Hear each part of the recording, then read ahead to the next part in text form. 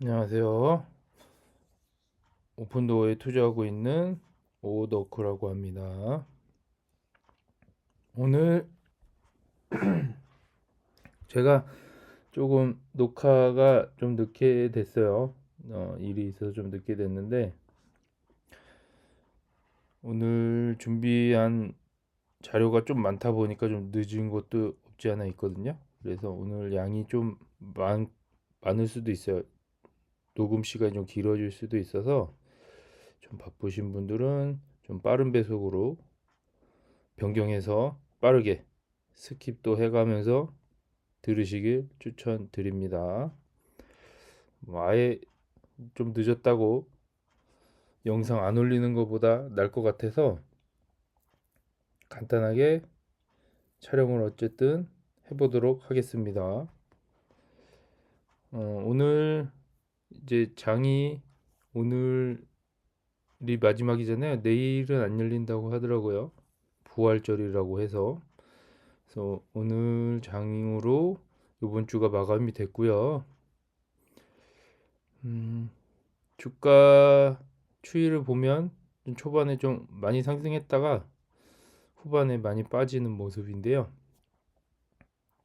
좀 안타깝게도 좀 많이 빠졌기 때문에 반응 신호가 좀 반등 신호가 좀 온 것 같은데 아쉽게도 그렇게 급등 수준까지는 아니더라고요. 초반에 뭐 5% 이상까지 올라갔다가 다시 쭉 떨어지는 모습인데요. 일단은 좀 지켜봐야 될 것 같아요. 위아래 요동치면서 다시 올라갈 것 같은 느낌은 들지만 이게 정말 반등인지 아니면 다시 횡보 구간으로 다시 떨어질지 그거는 또 지켜봐야겠죠. 분위기는 금리 인하 쪽으로 좀 쏠린 것 같고 부동산 이제 경기가 좀 좋아지면 훨씬 좋아질 것 같은데 아직까지는 부동산 경기가 우리나라도 그렇지만 아직까지는 좀 하락 추세에 있지 않을까 싶긴 하네요. 근데 금리가 어느 정도 인하가 되고 투자 수요가 좀 몰려야 좀 반등하지 않을까 싶긴 한데요. 오늘 주가는 이렇게 정리를 하고 제가 좀 자료를 찾아보니까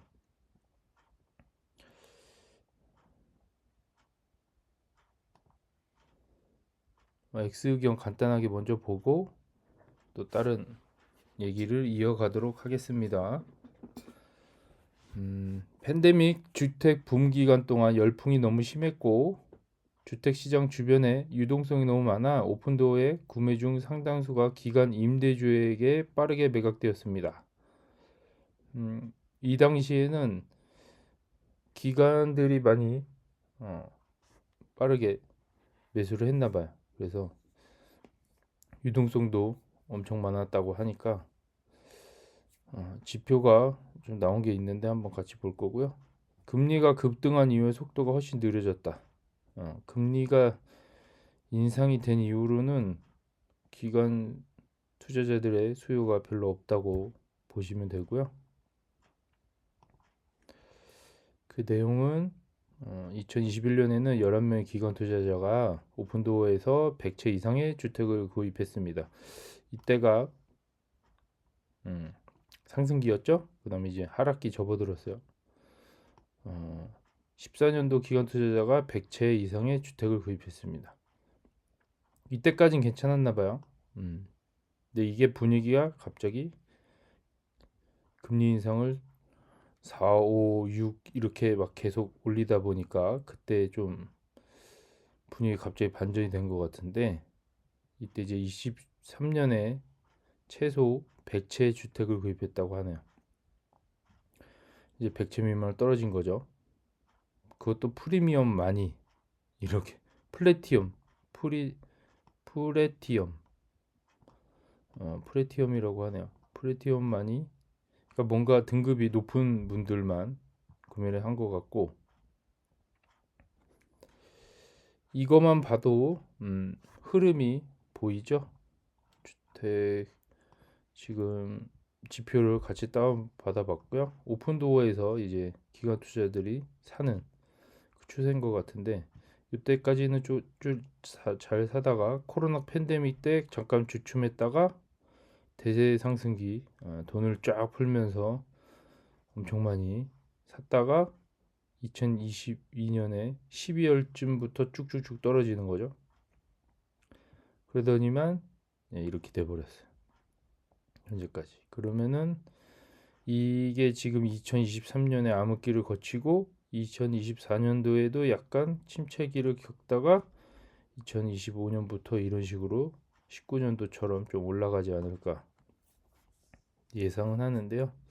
일단 투자 수요, 기관 투자자들의 수요가 좀 있어야 도움이 되지 않을까 싶고요. 여기 보면 색깔별로 나와 있네요. 그러네요. 여기 프레티엄이라 그래서 여기 수요자들만 거의 대부분 구매를 한 케이스고, 이게 정상으로 지표가 좀 돌아왔으면 좋겠는데요. 또 다음 의견 보면은 전국 주택 목록이 증가함에 따라 대부분의 시장에서 구매자가 더 많은 재고에 접근할 수 있게 되었습니다. 주택 목록이 증가했대요. 전국 주택 목록이 신규 리스팅 전년 대비 14.9% 올라갔고, 활성 목록 전년 대비 25.5% 올라갔다고 하는데, 요 그래프 잠깐 보면은 신규 리스팅 목록이 황토색이고, 그 다음에 활성 목록이 위에 녹색인데, 이때가 2023년도네요. 보면은 2023년도 3월쯤에는 활성 목록은 높아졌는데 신규 주택이 별로 없었고, 신규 리스팅, 신규로 매물을 등록을 안 했다는 얘기겠죠? 매매 건수를 등록 안 했다는 얘기인 것 같고, 지금 조금씩 증가를 하고 있는 추세라고 하면 시장에 매물들이 많이 나오고 있다는 얘기겠죠? 이때는 목록이 이때도 역시 신규 목록들이 많이 나왔네요. 2021년도에도 활성 목록은 좀 떨어졌고, 이 지표가 정확하게 뭘 의미하는지는 정확하게 모르겠지만 뭔가 부동산 흐름이 좋아지고 있는 걸로 확인이 되지 않을까 싶은데요. 이때 대세 상승기였으니까 이때처럼 좀 올라가면 좋은 거 아닌가 싶긴 한데요. 기대가 좀 되긴 하네요. 2024년도에는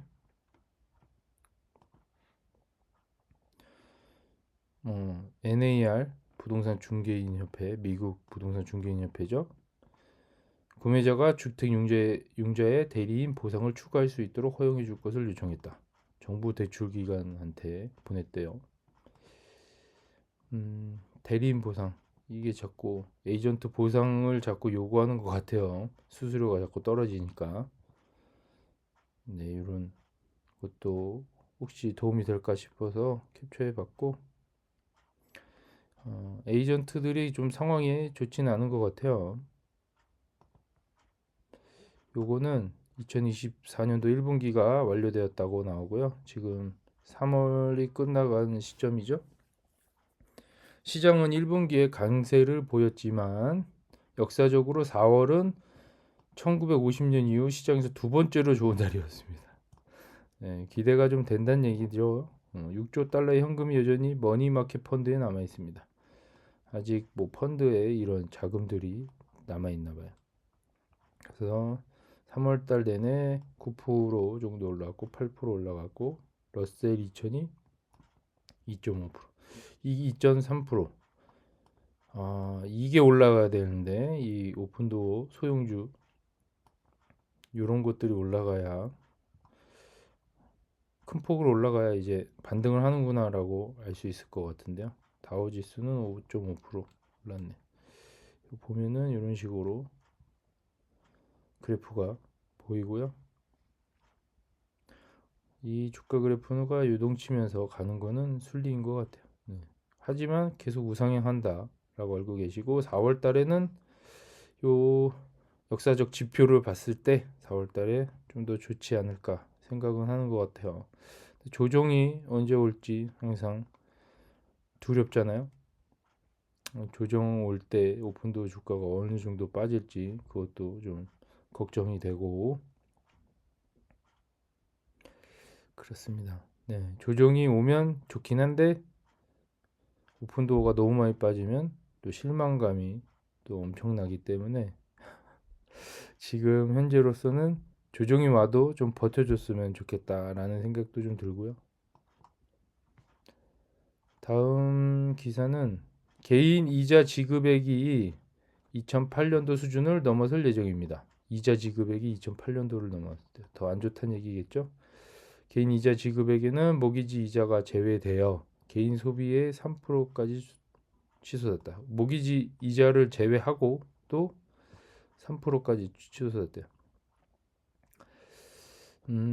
개인 소비에서 차지하는 개인 감신도는 2008년보다 10배 이상 빠른 속도로 증가하고 있습니다. 신용카드와 자동차 대출에 대한 이자율이 사상 최고 수준으로 인플레이션이 발생했습니다. 소비자들은 부채로 인플레이션과 싸우고 있습니다. 라고 나오고요. 이 그래프 지표 한번 간단하게 보면 2020년도 때 좀 떨어졌다가 이제 급등을 하고 있는 추세고요. 생각보다 많이 올라가네요. 여기에 대한 답변인 것 같은데 많은 가구수가 기록적으로 낮은 이자율의 모기지를 갖고 있는 반면에 이제 좀 역사적으로 되게 모기지 금리를 되게 3%대 고정금리로 갖고 있잖아요. 희한하게도. 근데 반대로 비모기지 부채는 완전히 반대라고 하니까 이게 어떤 걸 의미하냐면 자동차 대출 금리는 10% 이상, 신용카드 부채 금리는 20% 이상. 그러니까 신용카드가 연체되는 거에 대한 이자 비용을 25%씩이나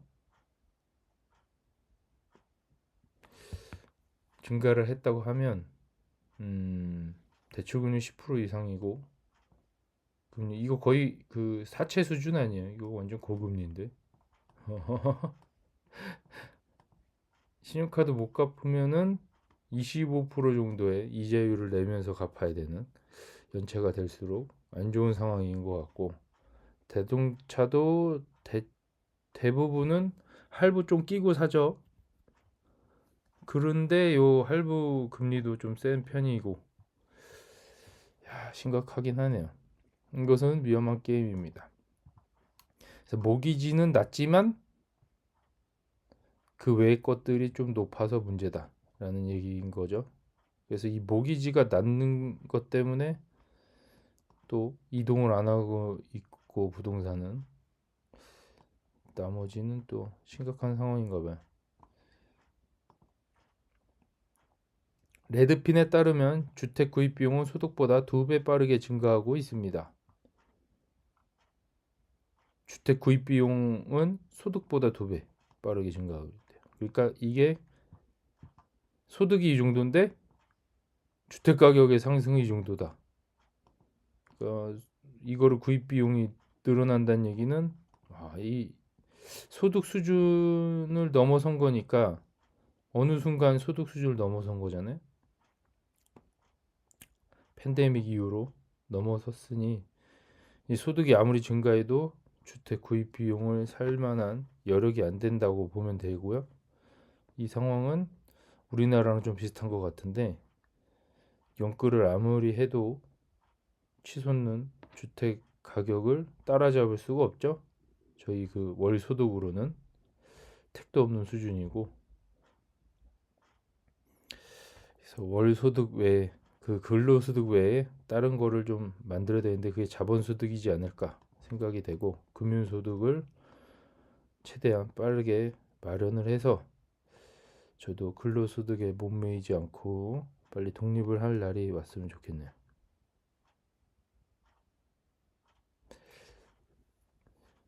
서울의 똘똘한 하체를 살려고 다들 노력하는데 저는 포기한 지 좀 오래됐고 주식 투자로 부를 좀 늘려서 나중에 서울에까지는 굳이 안 살아도 되긴 하기 때문에 자산이 그렇게 많이 필요하지는 않을 것 같아요.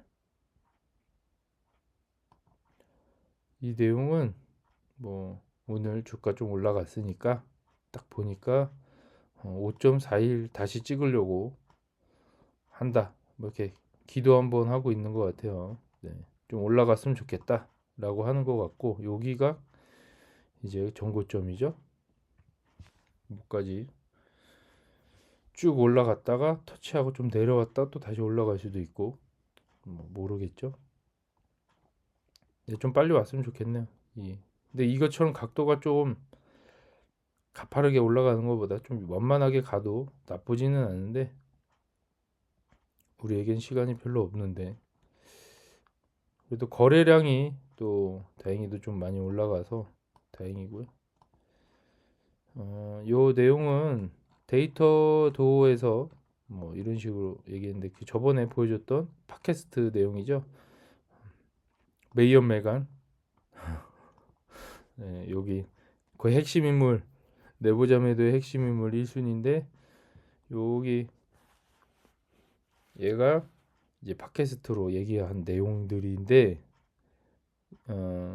이게 스포티파이로 전송이 되는 거고 음, 제가 딱 봤는데 요걸 어떻게 다운을 받아가지고 소개를 시켜주고 싶었는데 이게 뭐 방법을 여러 가지를 찾다가 약간 가입을 안 해도 이거를 그냥 들을 수가 있더라고요. 다운을 굳이 다운 받을 때는 이제 유료 가입이 필요한데 다운을 안 받고 들을 수는 있더라고요. 근데 이 영어로 돼 있는데 그걸 들으면은 바로 해석이 안 되잖아요. 그래서 이걸 어떻게 할까 고민하다가 이거를 자료를 준비하냐고 제가 녹화 영상이 좀 길어졌는데 늦게 촬영을 하게 됐는데요. 이게 27분짜리 영상이고 제가 이거를 그냥 캡처를 떠서 이 에피소드를 재생을 시키고 바로 녹화를 떴어요. 녹화를 떠서 이 음성 파일을 또 추출해서 어, 번역을 한 다음에 한번 리뷰를 해볼 생각이고요. 이 자료는 준비되는 대로 제가 영상에 한번 담아 보도록 하겠습니다. 이 내용이 어떤 내용인지 좀 궁금하긴 해서 그냥 지나칠 수는 없더라고요. 그래서 뭐 이 내부자 매도를 많이 하고 있는 애가 대체 뭔 얘기를 하고 있나 좀 궁금하기도 하고 이렇게 제가 자료를 한번 준비해서 리얼 음성은 아니지만 제가 해석된 내용으로 간단하게 한번 리뷰를 해볼 생각입니다. 그렇게 알고 계시고 오늘은 짧게 끝내려고 했다가 오늘 장이 열리질 않잖아요. 그래서 밤에 좀 심심해 하실 것 같아서 제가 요거를 새벽에 근무를 하다 보니까 이 새벽에 이 거래창을 보게 돼요. 가끔 쉬는 시간에. 그걸 보게 되면 중간에 한번 캡처를 한 내용이고요.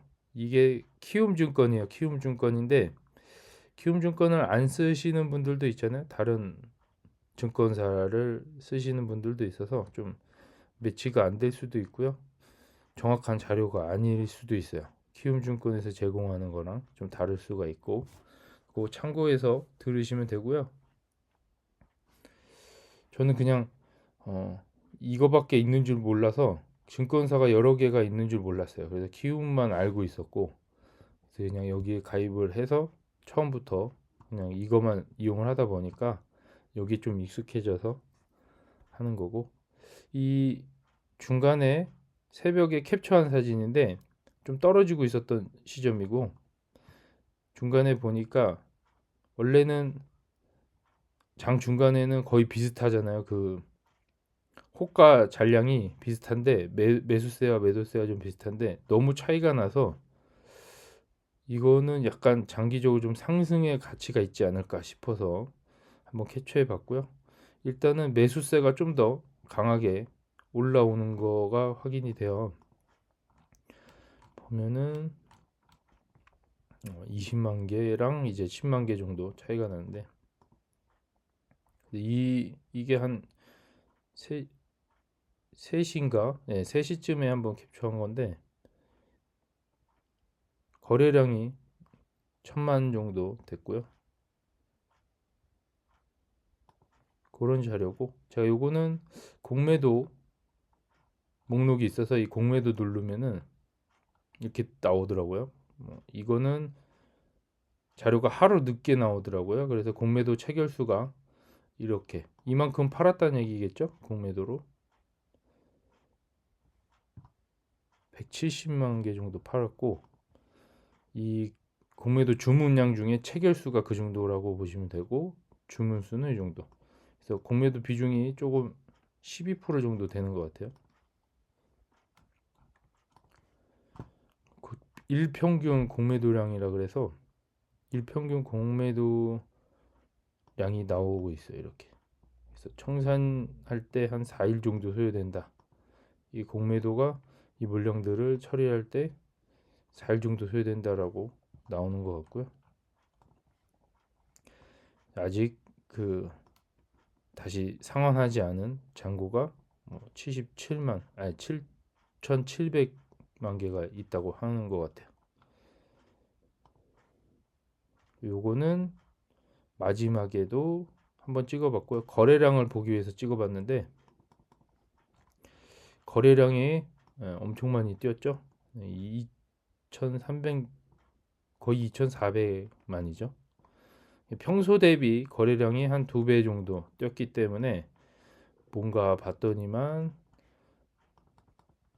매수 신호가 좀 들어오고 있는 것 같다. 중간에 체결 4시쯤에 체결된 것 중에 300만 주가 샀다고 보면 되죠. 체결.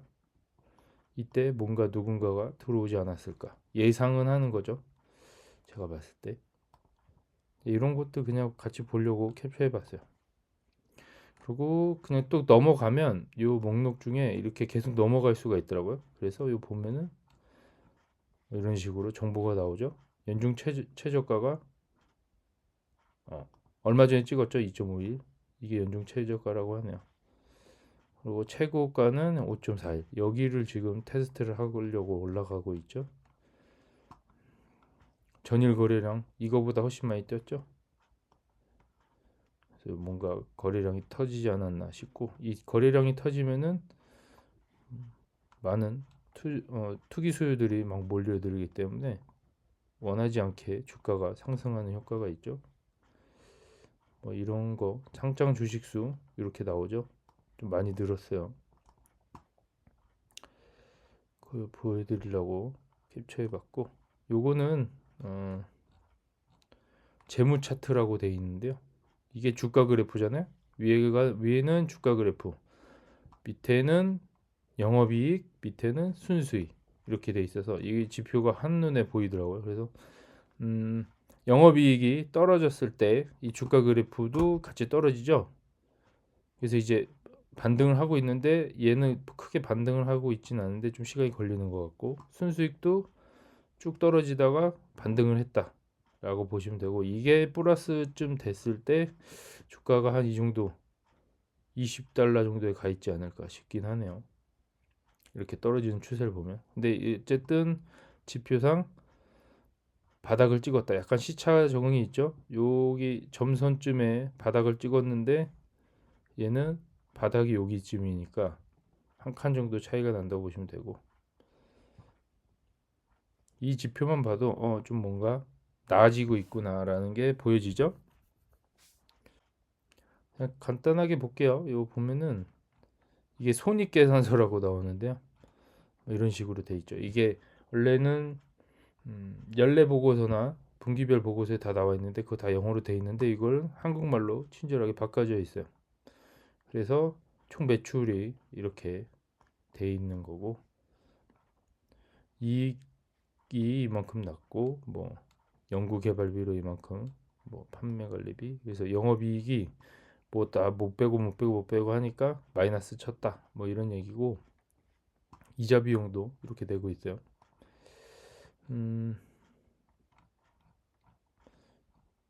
순수익 역시 마이너스를 치고 있고, 이게 플러스가 돼야지 좀 주가가 많이 반영이 될 것 같은데요.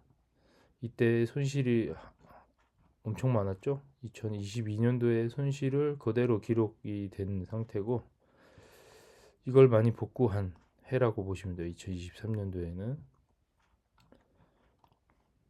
그래서 주당 순이익이 이 정도 되고, 뭐 올해는 더 좋아지겠죠. 에비타에서 플러스를 기록했는데 이런 거는 좀 괜찮은 것 같아요. 제가 봤을 때 계속 마이너스 치다가 또 큰 폭으로 마이너스 쳤는데, 이거를 2023년 1년 만에 어느 정도는 정상으로 돌려놓지 않았을까 생각이 되네요. 적정 주가는 4.87이라고 나오고, 이거는 뭐 주가 대비 오르락내리락 하는 것 같아서 큰 의미는 없는 것 같고요.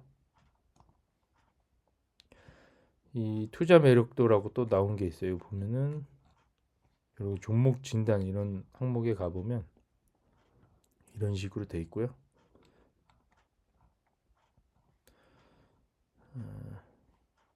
밸류에이션이라고 해서 100점을 받았어요. 100점.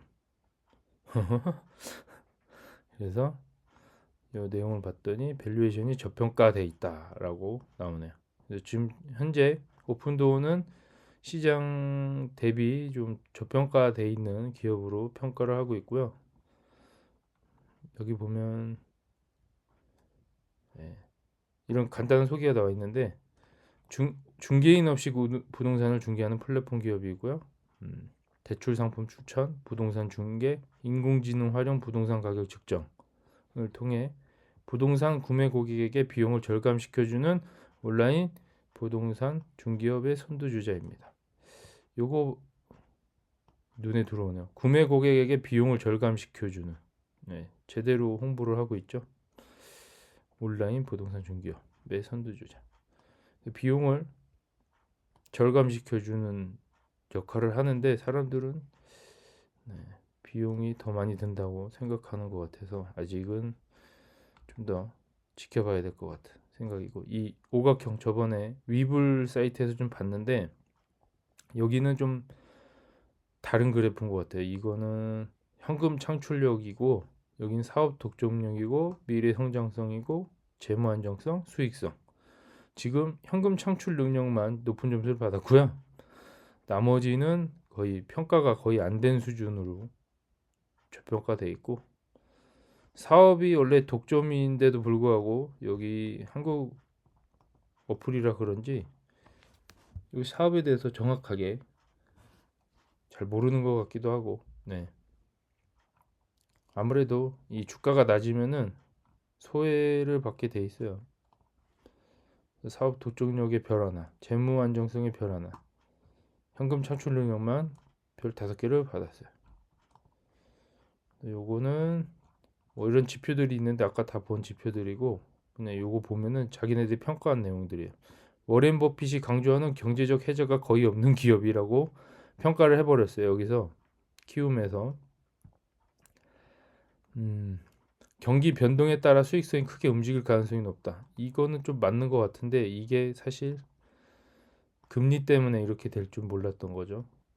부동산 경기에 따라 조금 달라질 수 있다라고 하는데, 원래는 경기에 따라 그렇게 큰 차이가 없다라고 백테스트를 하고 사업을 시작한 건데도 불구하고 아직까지 이런 평가가 있는 거죠. 호황에는 수익을 내더라도 불황에는 수익이 크게 훼손될 수 있을 만큼 투자할 때 더욱 꼼꼼히 살펴봐야 됩니다. 지금 불황인데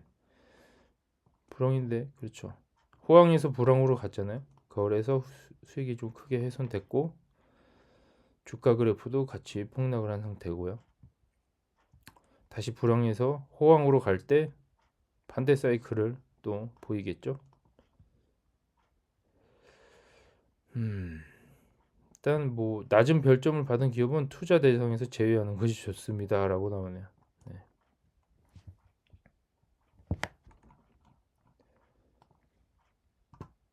재무 안정성이 매우 낮은 기업입니다.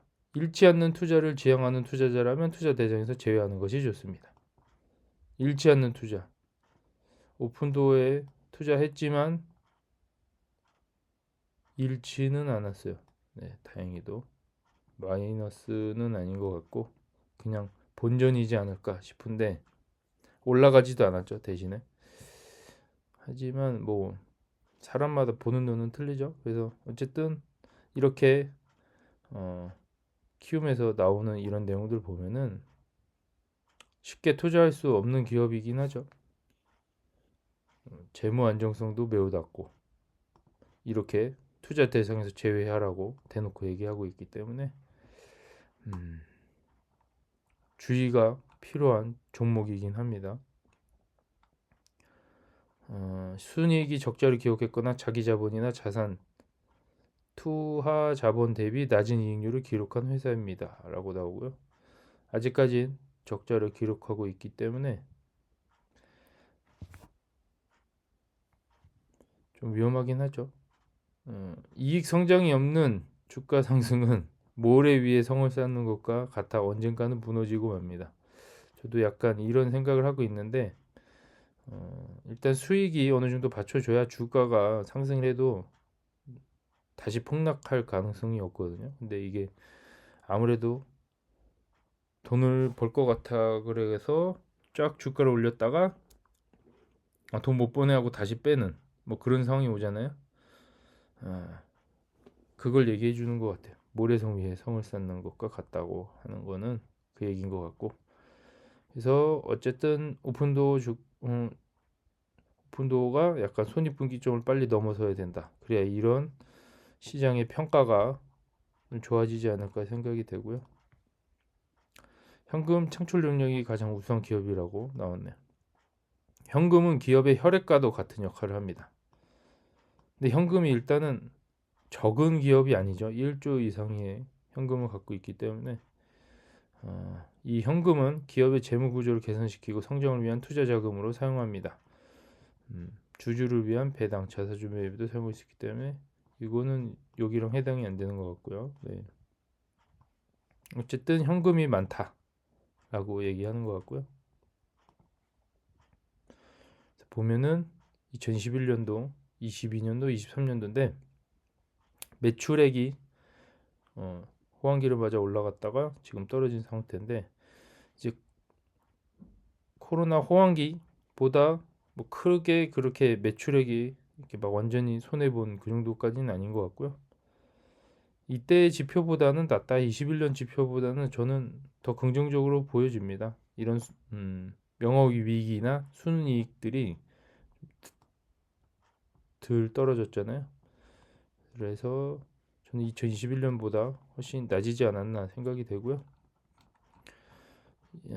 요 다음 지표 보면 자산 총계인데 이때 돈이 제일 많았었던 구간이었던 것 같아요. 2021년도에 그다음에 22년도, 2023년도. 부채는 어쨌든 부동산의 매입과 관련이 있기 때문에 부동산 매입을 많이 했을 때는 좀 이렇게 많이 올라가는 그렇게 보이는 것 같아요. 그래서 자산은 요거 더하기 요거니까 요만큼, 요거 더하기 요거. 이게 현금은 점점 줄고 있어요. 지금 이 보라색으로 보이는 부분은 좀 줄어들고 있지만 요 부채는 그냥 부동산 매입과 관련이 되어 있기 때문에 좀 덜 매입했다라고 보여지면 되고요. 영업 활동의 비용이 2021년도에 엄청 많이 깨졌네요. 이런 게 이때 뭐 소송 걸려서 그런 건가? 네, 어쨌든 이때 돈을 엄청 많이 손해를 봤네요.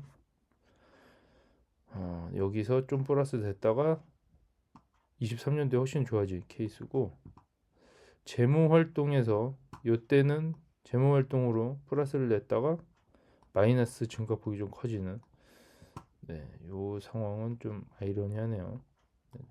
투자 활동은 뭐 비슷비슷한 것 같고요. 요거는 매출과 이익인데 영업이익, 순이익, 매출액은 좀 떨어지고 반등을 하고 있는 그래프고, 지금 주가 그래프랑 흡사하게 생각이 되고 주가가 좀 뒤늦게 따라오는 감이 없지 않아 있네요. 원래 주가랑 좀 비슷하게 올라가야 되는데 어쨌든 바닥을 찍고 갔다라고 판단이 되고요. 이 주가 그래프랑 비슷한 만큼 이게 분명히 따라올 거라고 생각이 됩니다. 시간이 지나면. 요 근거 있는 희망 회로죠. 네. 네. 반등을 하고 있는. 네. 매출액은 기업 성장의 출발점입니다. 매출액 성장률이 물가 인상률을 초과하는 기업이 좋습니다. 일반적으로 매출액이 늘면 영업이익과 순수익은 더 큰 폭으로 증가합니다. 장기적인 이익 추세의 고점과 저점의 차이가 작을수록 경기 변화에 영향을 받지 않는 우량 기업입니다. 이렇게 나오고요. 보면은 어쨌든 매출이 성장을 해야 되는데 지금 요거처럼 성장이 좀 멈췄잖아요. 쫙쫙쫙쫙 올라가다가. 근데 다시 내려갔다가 올라갈 거라 생각이 되니까 크게 걱정하지 않으셔도 될 것 같아요. 이익률 보면 영업이익률 그래도 약간 보합세인데 순이익률은 올라가고 있죠.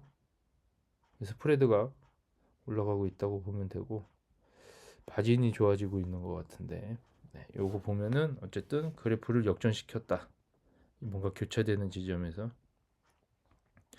이런 거 보면 2024년도 12월 달에 1년 지나고 보면 여기 한 0% 정도에 가까이 있지 않을까 생각이 되네요. 이익률은 기업의 마진을 뜻합니다. 마진을 뜻한다고 하네요. 네. 이익률, 이익률 이게 마진이 좋아진 거죠. 그렇죠? 이익률이 높을수록 수익성이 좋은 기업입니다. 네. 이렇게 나오고요. 고마진 기업은 제품을 만드는 데 들어가는 비용이 낮습니다. 경쟁사 대비 낮은 원가율과 높은 이익률 덕분에 기업이 성장을 지속할 수 있는 충분한 자금을 확보할 수 있습니다. 라고 나오네요. 요거는 부채 비율과 유동 비율. 네, 유동 비율 올라가고 부채 비율은 떨어지고 이런 그래프고요. 요거에 대해서 간단하게 설명이 나온 게 대부분 부채는 금융기관에서 빌린 차입금입니다. 그렇죠? 부동산 구매하려고 빌린 거니까 서비스 제품을 팔고 받지 못한 외상도 부채에 포함되지만 일반적으로 큰 문제가 되지 않습니다. 금융기관의 차입금은 기업이 이자를 지급해야 하기 때문에 규모가 적정한지를 꼭 확인해야 된다. 이 부채가 많아도 큰 문제가 되지 않다라고 얘기를 하고 있고요. 이자를 지급할 수 있는 뭐 그 정도의 여건이 되는지만 확인하면 된다고 하네요. 네.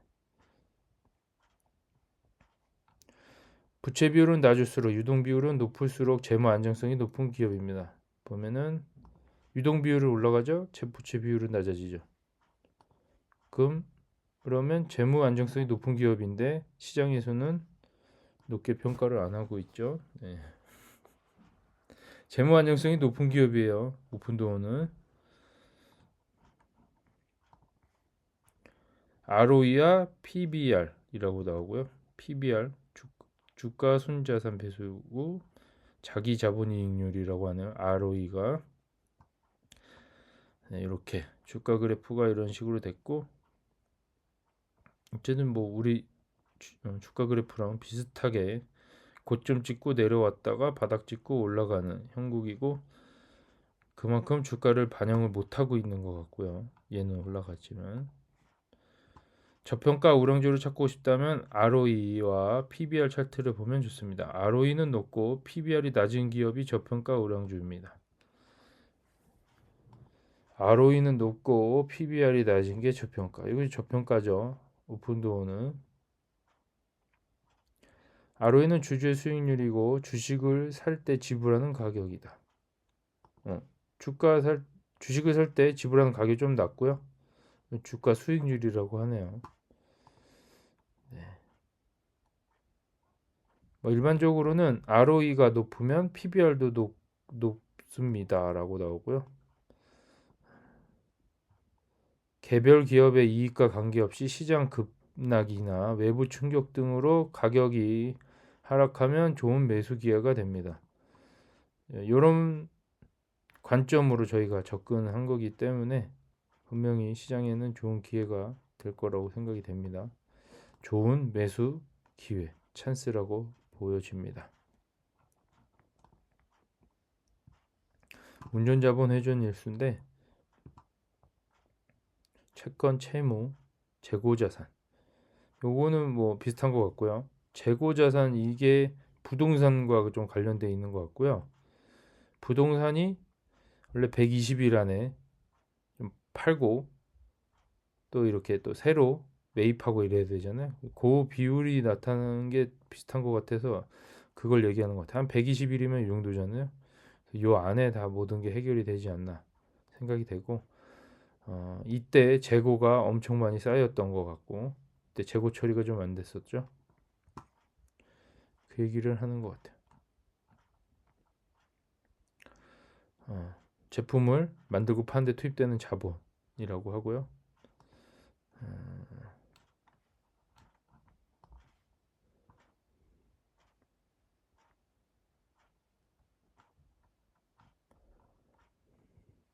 운전자본 회전일수는 낮을수록 좋습니다.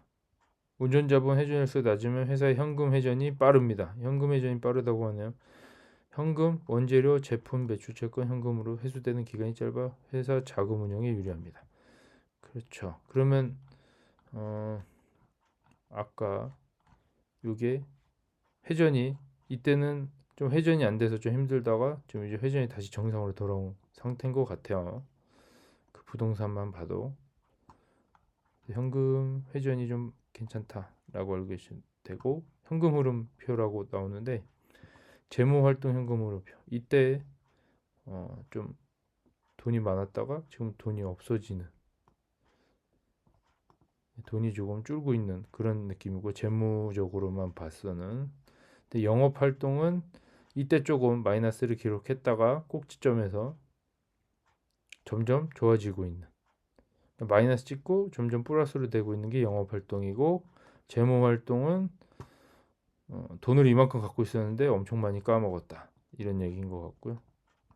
투자 활동은 비슷하고 네.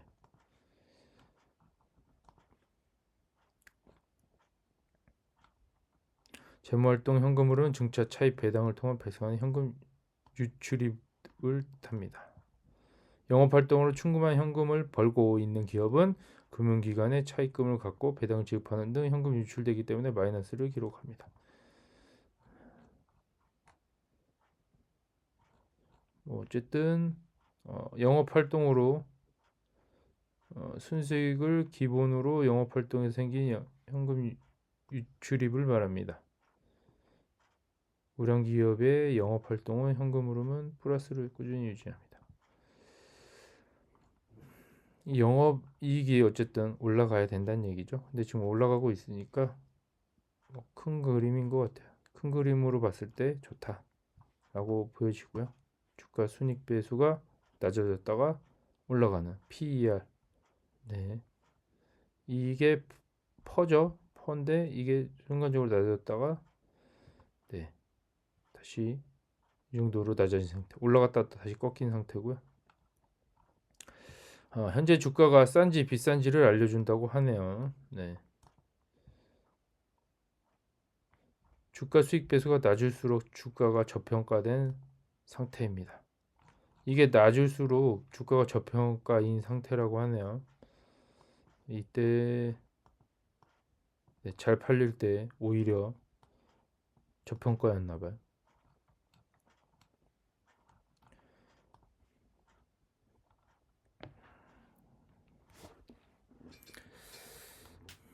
요거는 이거 다 위에서 다 따온 거예요. 종목 진단 여기에서 그냥 뭐 키움 쓰시는 분들 한번 보면 좋을 것 같고 다른 어플에도 이런 내용이 있지 않을까 생각이 되는데요. 다 오픈도어에 관한 얘기고요. 주가와 주당 순이익이라고 나오고요. 주가 이렇게 돼 있죠. 네, 주당 순이익 이렇게 찍고 올라가는 지금 올라가고 있는데 이게 여기서는 요만큼만 표현이 됐네요. 그래서 2024년도에 요만큼까지 올라가야 되는데 네, 그렇게 보면은 주가와 주당 순이익 같은 방향으로 걷는 친구와도 같습니다. 주가는 주당 순이익과 같은 흐름을 걷는 애라고 하네요. 그러니까 주당 순이익이 그냥 높아지면 주가도 올라간다라고 판단이 되고요. 그러니까 주당 순이익은 EPS를 얘기하는 거죠. EPS가 증가하면 주가도 오릅니다. 이거 제일 단순하게 생각하면 EPS가 올라가고 있네요. 그죠? 주가도 올라가야 되는데 그닥 네, 반응이 현찮죠. 그러니까 우리는 EPS에 좀 집중하면 되겠네요. 그러면 주가가 올라갈 거를 미리 예견을 할 수 있는 그렇게 알고 계시면 되고 PBR 이렇게 찍고 이 정도 돼 있고 지금 2.5배 정도로 가 있네요. 2023년도에는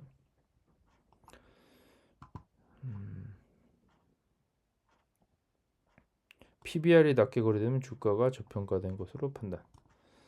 그냥 그렇게 알고 계시고 주가와 주당 순자산이라고 나오네요. 이렇게 주가는 아까 그래프 그대로고 주당 순자산은 올라갔다가 조금 꺾인 상태. 그러니까 자산 규모가 점점 줄어들고 있는 상태고요. 이게 부채를 이제 부동산 호황기에 돈을 많이 빌려서 주택을 많이 매입하면 얘가 갑자기 훅 올라가겠죠. 이 2020년 12월 꼭지점처럼 이때는 많이 코로나 때인 것 같은데 이때는 많이 빌렸었나 봐요. 이 자산 규모가 엄청 좋았었나 본데.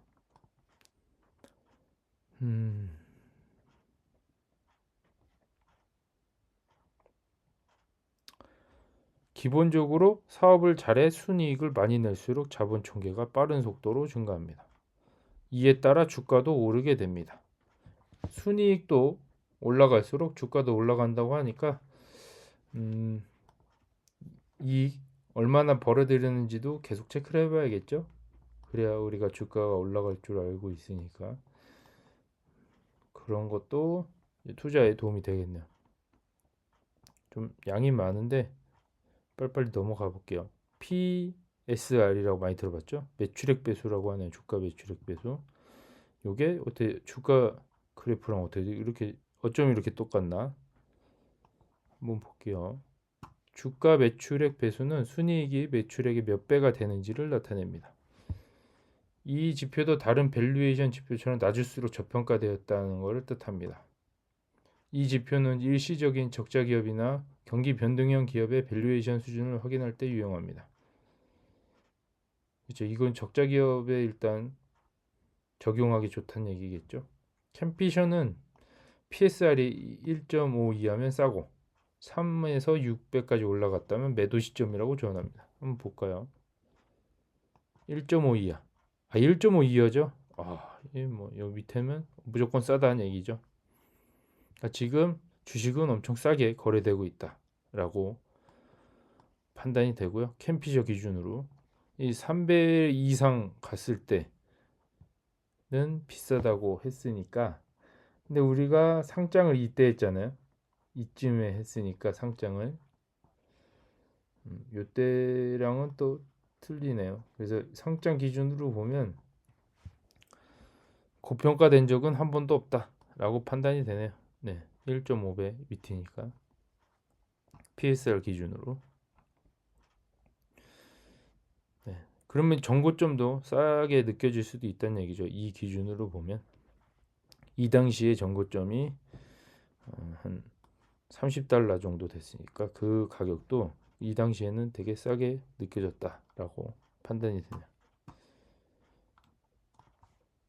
주가와 주당 매출액이라고 나오고요. 주가는 아까 그 그래프고 주당 매출액은 점점 떨어지고 있어요. 이것 때문에 주가가 안 올라가고 있나 생각이 되는데 매출액이 떨어지고 있으니까 아직까지는 반등을 못하고 있다라고 보면 되고요. 매, 기업의 매출액을 주식수로 나눈 값이라고 하네요. 주당 매출액은 주가와 주당 매출액도 일반적으로 같은 방향으로 움직입니다. 같은 방향으로 움직인다는데 일단 여기서 엇갈렸네요. 네, 요 방향에서 많이 엇갈린 상황이고 일단 매출액이 올라가면 자동으로 주가는 올라가게 돼 있다고 믿으시면 됩니다. 네. 그래서 매출액이 지금 나오는데요. 이때 매출액 올랐을 때까지만 해도 고점이었죠. 네. 여기서부터 쭉 빠질 걸 미리 알고 주가를 쭉 뺀 상황이고 이렇게 매출액이 기록되는데 다음 연도에 어떻게 나올지 모르겠는데 일단 에비타에서 플러스를 기록했다는 것만으로도 고무적이라고 보시면 되세요. 영업외 이익에서도 플러스가 나왔네요. 영업이익은 마이너스인데 근데 순수익은 이 저착폭을 최대한 줄여서 이 정도로 잘 마감했다고 생각이 되고요. 재무 상태는 요거 더하기 요거 뭐 요거죠. 네. 주식수 이렇게 나오고 있고요. 이게 좀 업데이트가 좀 안 된 상황이고 보면은 현금 흐름표 나오고요. 영업 활동에서 이만큼, 투자 활동에서 이만큼 플러스를 했는데 재무 활동에서 마이너스. 그래서 순수익이 아까 마이너스가 되는 거겠죠. 여기서 요걸 요거 더하고 요걸 해서 빼면 나머지 순이익이 나오겠죠. 이거 분기별로 본 거고요. 분기별로 봤을 때 이 3개월마다 증가 이 분기별 실적인데 이때까지만 해도 재고 처리를 좀 했었어요. 2022년도 재고 처리를 좀 했다가 이게 다 재고가 빠지고 나서 새로 매입한 거를 작년에 좋은 가격에 매입한 거를 좀 팔기 시작한 거죠. 그래서 매출액이 이 정도 나왔다라고 하고 근데 이 물량이 현저하게 적기 때문에 매출액이 이 정도밖에 안 나왔다고 보면 되고요. 영업이익 조금씩 다시 증가하고 있는 상태고 순이익은 지금 거의 2023년도 내내 네, 보합세를 유지하고 있는 거죠. 조금 약간의 하락폭이긴 한데 2022년도 12월보다는 훨씬 좋아진 수치고요. 재무 상태 보면 아까랑 똑같은데 여기는 업데이트 됐네. 주식수 이거는 똑같고 현금 흐름표 이렇게 나오고요. 이때 현금을 많이 까먹은 상태라고 알고 계시면 되고 이 손해를 보면서 그냥 주택을 팔아버렸죠.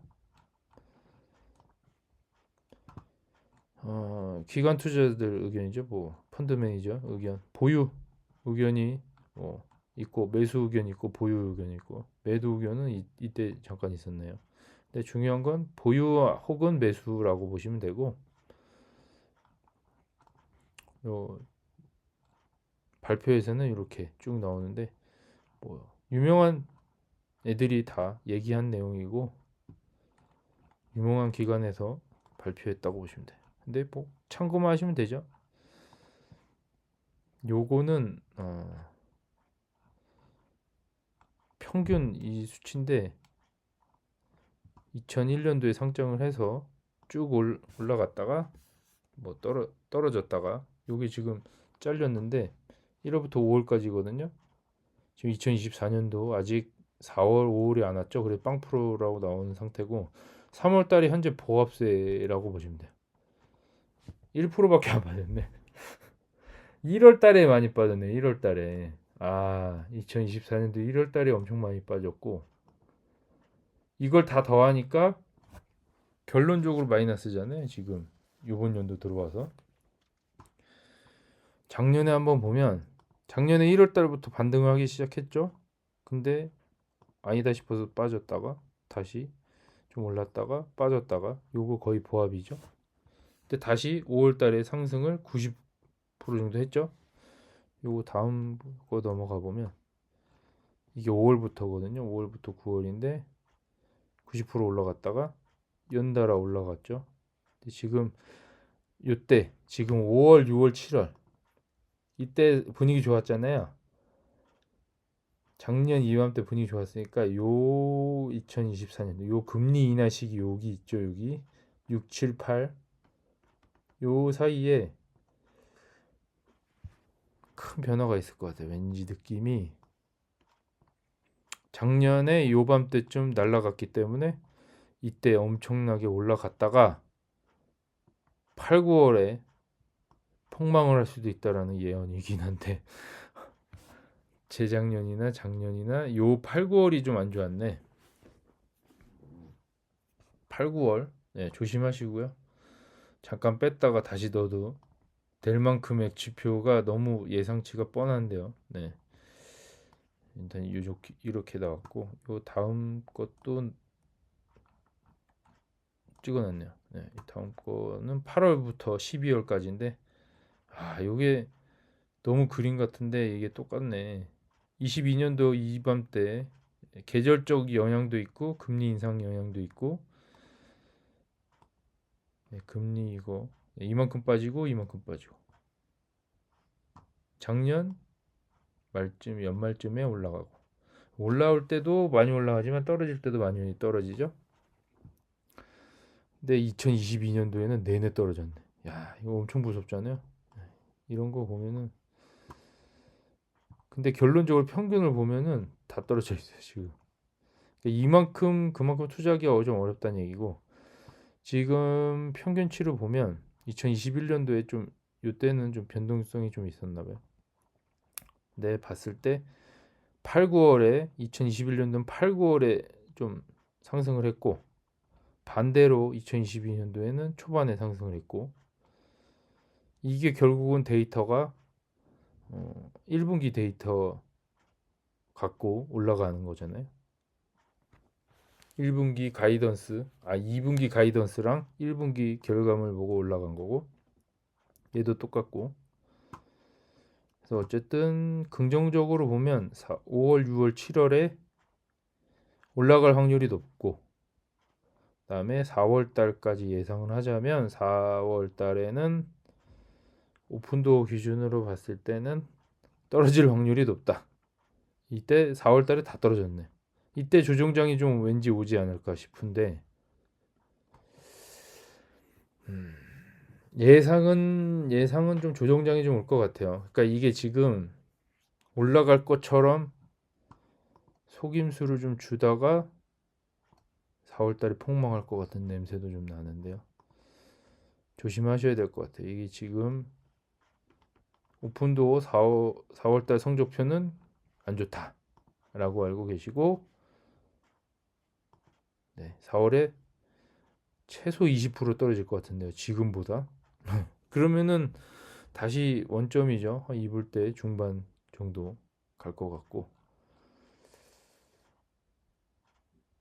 중반이나 초반으로 다시 회귀할 수도 있고 그리고 5월 이때 저점 매수하신 분들이 5월 달에 급상승을 맞이할 수도 있을 것 같은 느낌도 좀 들고요.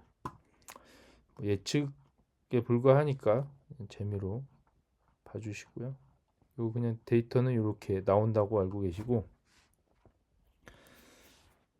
이거 아까 적정 주가 본 것 같고 이것도 좀 넘어가다 보면 요 맨 마지막에 종목 분석 편이 좀 있더라고요. 그래서 이것도 혹시 도움이 될까 싶어서 캡처해 봤고요. 온라인으로 중개하는 플랫폼 업체라고 나오죠. 주가 그래프랑 목표 주가 요 그래프인데 현재가가 목표 주가보다 높을 때도 있었고 근데 보통은 목표 주가가 높잖아요.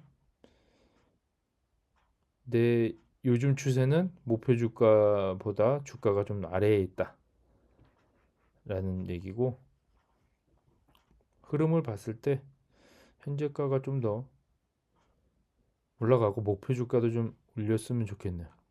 목표 주가 좀 높아야지 좀 희망 회로를 빡빡 돌리겠는데. 다음은 보유 의견이 일단 있고요. 증권사 의견이 현재 가격 이 정도로 찍혀 있는데 최고가 중간 정도네요. 최저가 52주 최저가가 1.25라고 나오고 중간 정도에 와 있고, 매출액인데 예상치가 여기 나와서 혹시나 해서 캡처해 봤어요. 예상치는 어쨌든 2023년보다 2024년이 좀 더 어렵다라고 판단을 했던 것 같고요. 근데 여기서부터 반등이 시작되죠. 그 이 반등 때문에 2025년도가 사실 2023년도보다 더 좋다는 얘기잖아요. 그러면은 부동산 호황기 2021년보다 더 좋아진 수치로 나오니까 예상을 해봤을 때 2025년도에 상승장보다 훨씬 더 좋은 그림이 나올 것 같다라는 생각이 듭니다.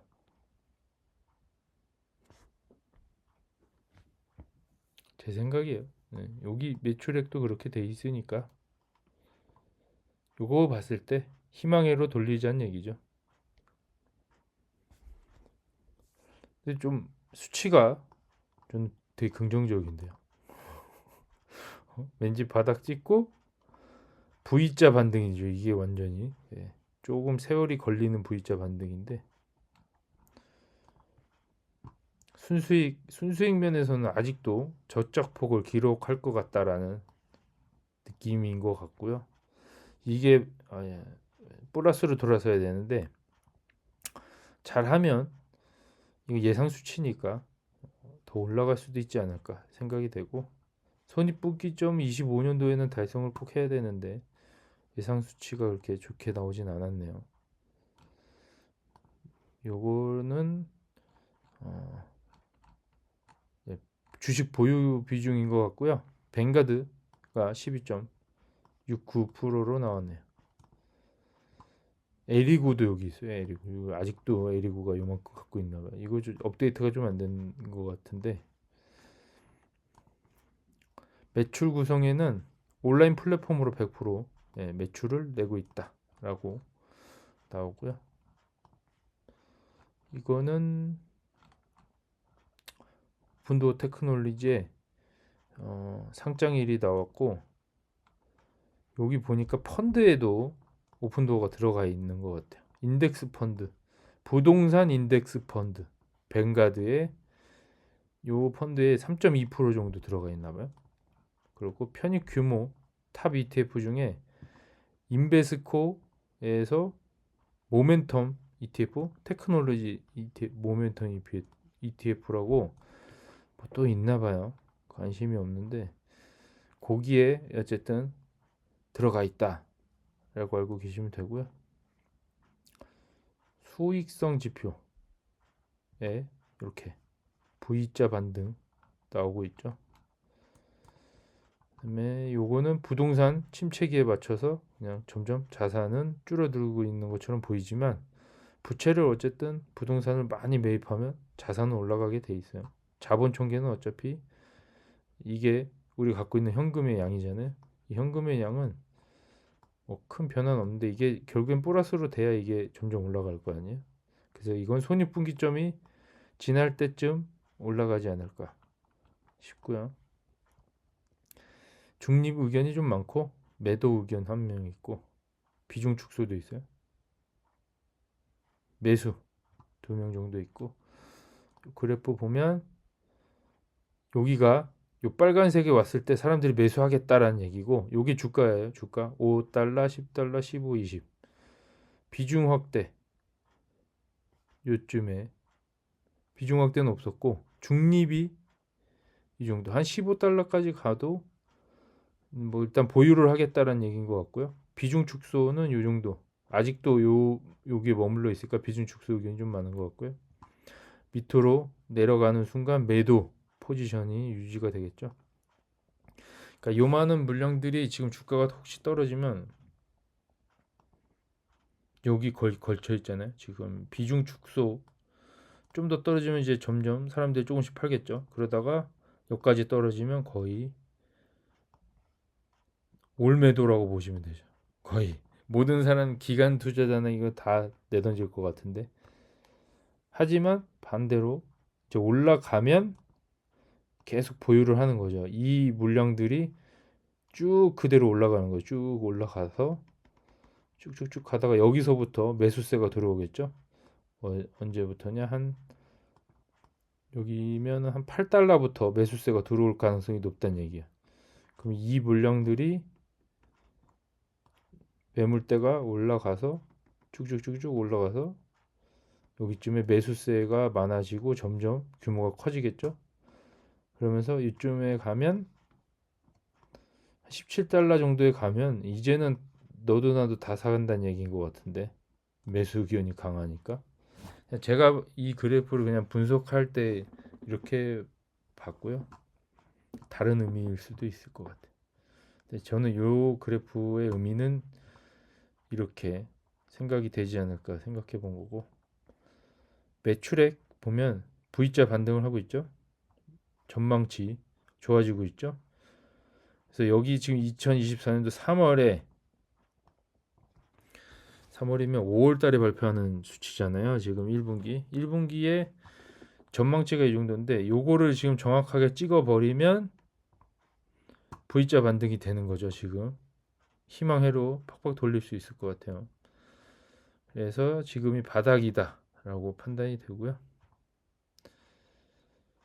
발표치 보면 여기가 바닥이지 않을까. 그래서 작년 지금이 바닥인 것 같아요. 지금이 바닥이고 금리 인하와 동시에 쭉쭉쭉 올라갈 것 같다는 그런 생각이고, EPS도 지금 잠깐 좋아졌다가 근데 꾸준히 이렇게 보면 우상향 하고 있잖아요. EPS가 우상향을 하고 있다 그러면 이게 한 2025년도쯤 영으로 가지 않을까 생각이 되죠.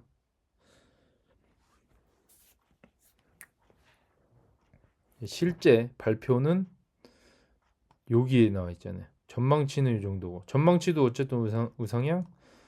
이 폭도 점점 이렇게 줄게 나오면은 되는 거죠. 더 빨라질 수도 있고, 부동산 경기가 얼마나 빨리 좋아지냐에 따라 틀리겠죠. 요거는 컨센서스라 그래서 전망치랑 발표치가 나오는 이 서프라이즈. 작년에 서프라이즈가 나왔는데 주가가 폭락한 상태고, 그리고 좀 너무 아이러니한데요. 2023년도 3월 발표를 예정하고 있는데, 저번 분기에 분명히 서프라이즈를 달성했는데 주가는 폭망을 했죠. 근데 전망치가 이 정도고 지금 발표치가 이거보다 좀 더 좋게 나오면 서프라이즈가 또 나오는데 주가가 올라갈지 또 궁금하네요. 꾸준히 좀 줄어들고 있다. 뭔가 이 EPS가 조금씩 줄고 있다는 게 보이죠. 그래서 보면은 이때는 보합이었나 봐요. 보합. 서프라이즈를 보이고 있는데 매분기 작년에만 해도 하나, 둘, 셋, 넷, 4분기 연속 어느 정도는 서프라이즈를 보여주고 있고, 작년 데이터도 캡처해 봤는데 작년에 2022년도에 이때 엄청난 손실을 기록했는데 여기부터 꺾이기 시작했나 봐요. 여기부터 반등을 하기 시작한 거죠. 12월 달부터 반등을 했고, 이 21년도에 잘 나가다가 이 꼭지점 부분에서 완전 손실을 잃어버린 상황. 네, 이렇게 알고 계시면 돼요. 이때 호황인 줄 알았죠. 어닝 서프라이즈가 나오고 손익 분기점이 넘어서는 줄 알았는데, 네, 다음에 후폭풍을 아예 예상을 못한 수준이죠. 거의. 이때는 엄청난 손실을. 그래서 이 플러스를 예상을 했다가 마이너스가 돼버린 상황이고, 이거를 극복을 못하고 있다 아직까지. 근데 지금 폭을 엄청 줄여놓은 상태잖아요. 좀만 건드리면은 플러스 될 것 같다는 생각이고, 약간 전망치는 보수적으로 나오는 경향이 있고 실제 발표는 어쨌든 플러스로 좀 가고 있다. 좀 힘겨워하고 있는 상태죠. 2021년도에 잘 나가고 있었던 상황이고 이때보다 그 수치가 좋잖아요. 수치가 0.1 단위로 가잖아요. 이때보다 수치는 좀 좋다라고 판단이 되고요. 21년도보다는 나쁘지 않은 상태이지 않나.